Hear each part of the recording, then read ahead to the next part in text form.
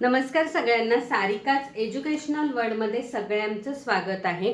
आज आपण इयत्ता 9वी मधील इतिहासातील प्रकरण 4 आर्थिक विकास या प्रकरणातील पुढच्या घटकाचा अभ्यास करणार आहोत। आपला पुढचा घटक आहे दुसरी पंचवार्षिक योजना। ही दुसरी पंचवार्षिक योजना 1956 ते 61 या कालावधीमध्ये राबवली गेली।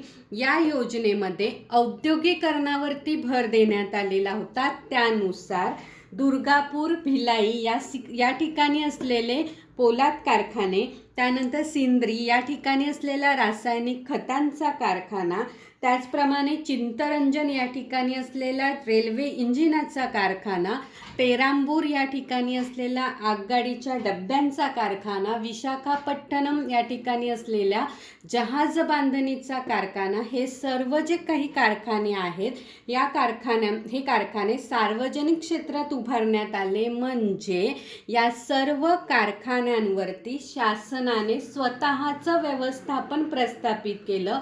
शासन नियमानुसार, सरकारी नियमानुसार या सर्व कारखान्यांमध्ये उद्योगधंद्या म्हणजे उत्पन्न वाढवायला किंवा उत्पादनाला सुरुवात झालेली होती। म्हणजेच औद्योगिकरणाला सुरुवात झाली। या व्यतिरिक्त कृषी उत्पन्न वाढविण्यासाठी भाकरा नांगल, त्यानंतर दामोदर यासारखी धरणे उभारण्यात आली। याचा फायदा असा झाला, कृषी उत्पन्नात तर वाढ झालीच, पण त्याचबरोबर पूर नियंत्रण आणि जलसंवर्धन हे उद्दिष्ट सुद्धा साध्य झालं। थोडक्यात या योजनेमध्ये औद्योगिकरणावरती भर देण्यात आलेला होता आणि औद्योगिकरण केल्यामुळे राष्ट्रीय उत्पन्नात प्रचंड प्रमाणात वाढ झाली आणि हेच या दुसऱ्या पंचवार्षिक योजनेचं यश मानलं जातं। त्यानंतर आपला तिसरा जो मुद्दा आहे तो म्हणजे तिसरी पंचवार्षिक योजना। म्हणजे दुसरी पंचवार्षिक योजना यशस्वी झाल्यानंतर तिसरी पंचवार्षिक योजना राबविण्यात आली। या योजनेचा कालावधी 1961 ते 1966 हा होता।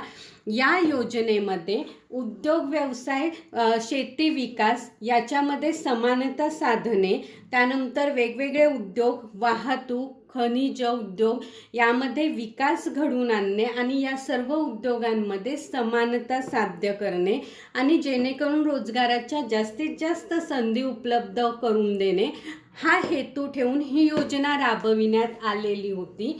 पण ही योजना काही प्रमाणात यशस्वी झाली देखील, पण काही या योजनेच्याच कालावधीमध्ये भारत सरकारला नैसर्गिक आपत्ती म्हणजे दुष्काळ, मानवनिर्मित संकट म्हणजे पाकिस्तान बरोबर युद्ध झालेलं होतं, त्यामुळे भारताला किंवा सरकारला संरक्षण आणि हे दुष्काळ ह्या निवारण्याकडे स्वतःचे जास्तीत जास्त लक्ष केंद्रित करावे लागले आणि या योजनेचा जो विकास घडवून आणण्याचा जो हेतू होता त्याकडे थोड्या प्रमाणामध्ये दुर्लक्ष झालं। त्याचा परिणाम असा झाला, या नैसर्गिक आणि मानवनिर्मित आपत्तीमुळे भारतीय अर्थव्यवस्थेवरती ताण आला आणि पंचवार्षिक योजना काही प्रमाणात अयशस्वी झाली।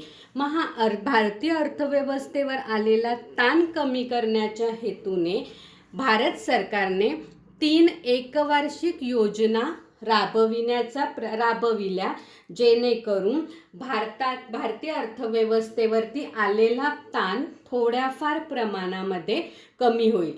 म्हणजे ही तिसरी पंचवार्षिक योजना ही थोड्या प्रमाणात यशस्वी आणि जास्त प्रमाणात अयशस्वी म्हणून ओळखली जाते। थँक्यू।